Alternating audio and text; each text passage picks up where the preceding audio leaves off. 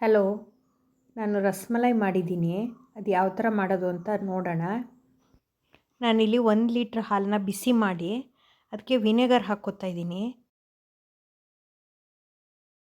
Vinegar ಹಾಕಿಬಿಟ್ಟು ಈ ಥರ ಸ್ಲೋ ಆಗಿ ತಿರುಗಿಸ್ತಾ ಇದ್ದರೆ ಹಾಲು ಒಡೆಯುತ್ತೆ. ಒಡೆದು ನೋಡಿ ಈ ಥರ ಆಗಿದೆ ಅದು. ಈಗ ಇದನ್ನು ಬಟ್ಟೆಲಿ ಸೋಸ್ಕೋಬೇಕು. ಬಟ್ಟೆಲಿ ಸೋಸಾದ ತಕ್ಷಣ ಅದನ್ನು ಮತ್ತೆ ತಣ್ಣೀರು ಹಾಕಿ ತೊಳ್ಕೊಬೇಕು. ಆವಾಗ ಅದರಲ್ಲಿರೋ ಹುಳಿ ಅಂಶ ಎಲ್ಲ ಹೋಗುತ್ತೆ. 2 ಸರಿ ವಾಶ್ ಮಾಡಿಬಿಟ್ಟು ಬೇರೆ ನೀರಲ್ಲಿ ಈ ಥರ ಹಿಂಡಿಬಿಟ್ಟು ನೀರನ್ನು ಕ್ಲೀನಾಗಿ ತೆಗೆದು ಅದನ್ನು ಸೈಡಿಗೆ ಇಟ್ಕೋತಾ ಇದ್ದೀನಿ. ಈಗ ಇದು ರಬ್ಡಿ ಮಾಡ್ತಾಯಿದ್ದೀನಿ ನಾನು. ಅರ್ಧ ಲೀಟ್ರ್ ಹಾಲಿಗೆ ಬಿಸಿ ಮಾಡಿಕೊಂಡು ಅದಕ್ಕೆ ಸಕ್ಕರೆ ಹಾಕ್ಕೋಬೇಕು. 1 ಕಪ್ ಸಕ್ಕರೆ ಹಾಕ್ಕೊಂಡಿದ್ದೀನಿ. ಆಮೇಲೆ ಅದಕ್ಕೆ ಬಾದಾಮಿ ಮತ್ತು ಪಿಸ್ತಾನ ಚಿಕ್ಕ ಚಿಕ್ಕದಾಗಿ ಕಟ್ ಮಾಡಿ ಹಾಕ್ಕೊಂಡಿದ್ದೀನಿ. ಅದನ್ನು ಸಿಮ್ಮಲ್ಲಿ ಇಟ್ಕೊಂಡು ಕುದಿಸ್ಕೋಬೇಕು ಚೆನ್ನಾಗಿ. ಸ್ವಲ್ಪ ತಿಕ್ಕಾದರೆ ಸಾಕು. ಆಮೇಲೆ ಬಾದಾಮ್ ಫೀಸ್ಟು 1 ಪ್ಯಾಕ್ ಹಾಕ್ತಾಯಿದ್ದೀನಿ ನಾನು, ಟೇಸ್ಟ್ ಚೆನ್ನಾಗಿ ಬರುತ್ತೆ ಅಂತ. ಮತ್ತು ಏಲಕ್ಕಿ ಪುಡಿ 1 ಸ್ಪೂನು. ಈಗ ಇದು ರೆಡಿಯಾಗಿದೆ ರಬ್ಡಿ. ಈಗ ಹಾಲು ಒಡೆದು ಪನ್ನೀರ್ ಮಾಡ್ಕೊಂಡಿದ್ದೀನಲ್ಲ, ಅದನ್ನು ಚಿಕ್ಕ ಚಿಕ್ಕದಾಗಿ ಈ ಥರ ಪುಡಿ ಮಾಡಿಕೊಂಡು ಚೆನ್ನಾಗಿ ನಾದಬೇಕು.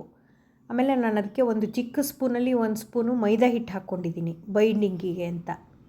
ಮೈದಾ ಹಿಟ್ಟು ಹಾಕ್ಕೊಳ್ಳದೇ ಇದ್ದರೆ ನಾವು ಅದನ್ನು ಸಕ್ಕರೆ ನೀರಲ್ಲಿ ಬೇಯಿಸ್ಕೋತೀವಲ್ಲ, ಆವಾಗ ಒಡೆದು ಬಿಡುತ್ತೆ, ಅದು ಪುಡಿ ಆಗುತ್ತೆ.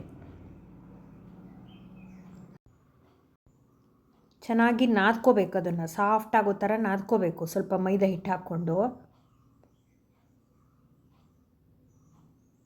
ನೋಡಿ ಈ ಥರ ಸಾಫ್ಟ್ ಆಗಿದೆ.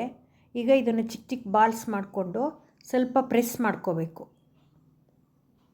ಈ ಥರ ಎಲ್ಲ ರೆಡಿ ಮಾಡಿಕೊಂಡು ಈಗ ಒಂದು ಪಾತ್ರೆಯಲ್ಲಿ 1 ಕಪ್ಪು ಸಕ್ಕರೆ ಮತ್ತು 2 ಕಪ್ಪು ನೀರು ಹಾಕ್ಕೊಂಡು, ಸಕ್ಕರೆ ಕರಗಬೇಕು ಅಷ್ಟೇ, ಪಾಕ ಬರಬಾರ್ದು. ಸಕ್ಕರೆ ಕರಗಿ ಅದು ಕುದೀತಾ ಇರುತ್ತಲ್ಲ, ಆವಾಗ ಉಂಡೆಗಳನ್ನ ಹಾಕ್ಕೋಬೇಕು. ಕುದೀತಾ ಇದೆ ಇವಾಗ. ಈಗ ಉಂಡೆ ಮಾಡಿ ಇಟ್ಕೊಂಡಿದ್ದೀವಲ್ಲ ಅದನ್ನು ಹಾಕ್ಕೊಳ್ಳೋದು. ಅದಕ್ಕೆ ಹಾಕ್ಬಿಟ್ಟು ಫಸ್ಟ್ 1-2 ನಿಮಿಷ ಹೈ ಫ್ಲೇಮಲ್ಲೇ ಇರಬೇಕು. ಆಮೇಲೆ ಸಿಮ್ಮಲ್ಲಿ ಇಟ್ಕೊಂಡು ಒಂದು 10ರಿಂದ 12 ನಿಮಿಷ ಅದು ಸಕ್ಕರೆ ನೀರಲ್ಲಿ ಬೇಯಬೇಕು. ಈಗ ಬೆಂದಿದೆ, ಅದು ಈ ಥರ ಆಗಿದೆ. ಬೆಂದುಬಿಟ್ಟು ಇದನ್ನು ನಾವು ಕೋಲ್ಡ್ ವಾಟ್ರ್ ಒಳಗಡೆ ಹಾಕಬೇಕು. ಅದು ಬಿಸಿ ಎಲ್ಲ ಹೋಗಬೇಕು ಕ್ಲೀನಾಗಿ. ಆ ಥರ ಕೋಲ್ಡ್ ವಾಟ್ರ್ ಒಳಗಡೆ ಒಂದು 10 ನಿಮಿಷ ಹಾಕಿಡಬೇಕು.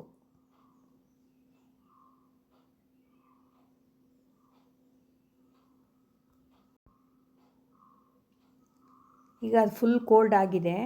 ಅದನ್ನು ಸಾಫ್ಟಾಗಿ ಪ್ರೆಸ್ ಮಾಡಿಕೊಂಡು ಈ ಥರ ಅದನ್ನು ರಬ್ಡಿ ಒಳಗಡೆ ಸೋಕ್ ಮಾಡಿಡೋದು. ರಬ್ಡಿ ಒಳಗಡೆ ಹಾಕಿಬಿಟ್ಟು ಅದನ್ನು ಫ್ರಿಜ್ಜಲ್ಲಿ ಇಡಬೇಕು. ಅದೊಂದು ಫುಲ್ಲು ಓವರ್ನೈಟ್ ಇಟ್ಟರೆ ಚೆನ್ನಾಗಿ ಸೋಕಾಗಿ ಚೆನ್ನಾಗಾಗಿರುತ್ತದು. ಆಮೇಲೆ ಸರ್ವ್ ಮಾಡಬೇಕಾದ್ರೆ ಮೇಲ್ಗಡೆ ಈ ಥರ ಪಿಸ್ತಾನ ಚಿಕ್ಕ ಚಿಕ್ಕದಾಗಿ ಕಟ್ ಮಾಡಿ ಮೇಲ್ಗಡೆ ಹಾಕಿಬಿಟ್ಟು ಸರ್ವ್ ಮಾಡೋದು. ಇಲ್ಲಿವರೆಗೂ ಯಾರು ನನ್ನ ಚಾನಲ್ನ ಸಬ್ಸ್ಕ್ರೈಬ್ ಮಾಡ್ಕೊಂಡಿಲ್ಲ ಅಂದರೆ ಸಬ್ಸ್ಕ್ರೈಬ್ ಮಾಡ್ಕೊಳ್ಳಿ, ಲೈಕ್ ಮಾಡಿ, ಶೇರ್ ಮಾಡಿ. Thank you.